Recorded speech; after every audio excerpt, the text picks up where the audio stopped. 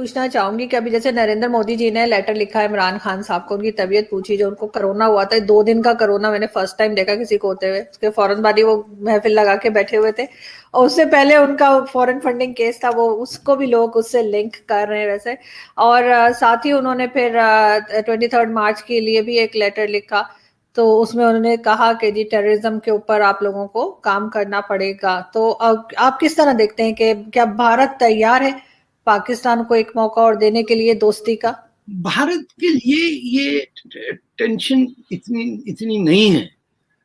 देखिए, भारत इस वक्त भारत ने वार्निंग दी है म्यांमार की गवर्नमेंट को, जिसको Pakistan army by the way supply भेजती है वहां की फौज को। तो from an Indian perspective Pakistan is ऐसा है जैसे कोई नाखून चुभा रहा हो। उनका मेन मसला है Chinese domination of the Indo Pacific region and the Indian ocean.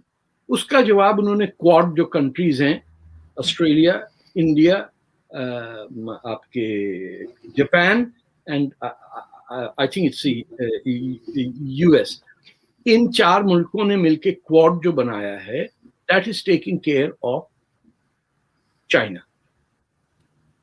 Burma में भी जो हुआ है, it is Chinese encirclement of India. ये अगर लोगों को नहीं समझ में आता, ये समझ में आएंगे। चाइनीज आपको कीड़ा मकोड़ा समझ के खा जाएंगे, आपको पता भी नहीं चलेगा कि वो आपको समझते क्या है। आपको अगर चाइना के अंदर पाकिस्तानियों के किस्से सुनाओ, you'd be in a state of shock कि अरब भी इतना बुरा ट्रीट नहीं करता जितना वो पाकिस्तानी को ट्रीट करते हैं। तो ये है, आगे दुआ करिए ठीक हो जाए सबको। कम से कम एक इमरान खान दूसरे इमरान खान को तो पहचाने कि 2 नहीं है, हम एक ही हैं।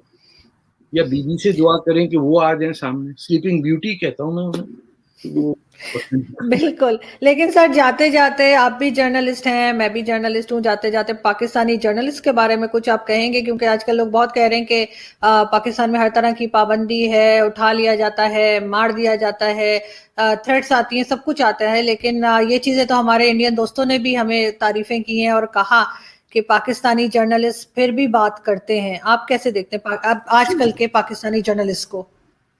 हर टाइप के लोग हैं। एक पूरा दौर गुजर गया जब लिफाफा जर्नलिज्म कहते थे इसे। I have seen it since 1970 to अब 50 साल हो गए मुझे देखे हुए। I admire some of the journalists who have done a lot of things, but the profession दुनिया भर में is collapsing and we don't know उसका नतीजा कहाँ आएगा। सोशल मीडिया या जो आप मेरा इंटरव्यू कर रही हैं, this is filling in gaps that never existed. हमें ये नहीं पता कि फ्यूचर किस तरह कम्युनिकेशन होगा। अखबार बंद हो रहे हैं, दुनिया भर में तबाही मची हुई है जर्नलिज्म की।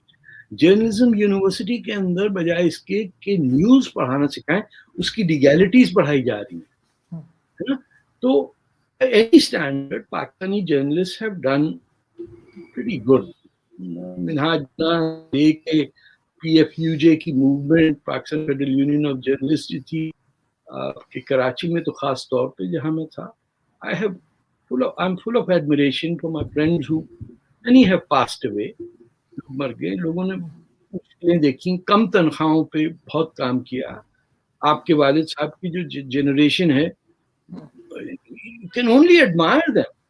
It's fascinating किन हालात में जर्नलिस्ट काम करते थे, कितनी कम उनकी तनख्वाहें थी, क्या क्या बर्दाश्त करते थे, अब भी कर रहे हैं। You know, there are people over there who come on TV and say things at a lot of risk. You should be admired for that reason. आप जो कर रही हैं, मुझे हर को कहता भैया ये कह रही थी तो ISI की एजेंट होगी। अरे मैंने कहा ISI की एजेंट हो, लेकिन बात तो कर रही है। But that's how it irritates people. They can't even believe कि कोई सच बात कर सकता है। तो मैं तो सल्यूट करता हूँ पाकिस्तानी जर्नलिस्ट को, ऐसे भी हूँ, मेरे अगेंस्ट हो, फेवर हो, जैसा भी हो, कि बड़ी कठिन माहौल में काम करते हैं। You know, they have to be admired and supported. بالکل یہاں پہ میں بہت شکریہ ادا کرنا چاہوں گی سر آپ کا. آپ سے ہم بہت سیکھنے کو ملتا ہے اور میں کوشش کرتی ہوں کہ زیادہ سے زیادہ سچ بولوں, اس لیے کہ وہی چیز ہے جو ایک رہ جائے گی. جھوٹ تو پکڑا جاتا ہے سر, کبھی نہ کبھی پکڑا جاتا ہے. نہ پکڑے جانے کو چھوڑے, سچ کا کمال یہ کہ یاد نہیں رکھنا پڑتا, ٹینشن فری. بالکل آپ میں مسئلہ ہے کہ کس کو کیا جھوٹ بولا, اس ٹینشن میں پتہ نہیں ہارٹ فیلئر ہو جاتا ہے. کیا کچھ سچ بولے ٹھنڈا ٹھنڈا, نو ٹینشن, نو ہائی اور بلڈ. اب تو سر چھپایا بھی نہیں جا سکتا کیونکہ انٹرنیٹ کا زمانہ ہے اور سب کو پتا ہے کہ پارٹیشن کے ٹائم کیا ہوا تھا, یا بنگلہ دیش کے ٹائم 71 میں کیا ہوا تھا, یا بعد میں جتنے بھی اڑی اور پٹھان کوٹ, سب کو سب پتا ہے. تو اس لیے اب جھوٹ بولنے سے فائدہ کوئی نہیں ہے. تو میں تو یہی چاہوں گی کہ میں اسی طرح سے یاد رکھی جاؤں کہ ایک جرنلسٹ تھی چھوٹی موٹی جو سچ بولا کرتی. آپ کو بہت جینا ہے ابھی, ضروری ہے. اوکے, تھینک یو سو مچ سر, اپنا بہت خیال رکھیے گا. Thank you. تھینکس.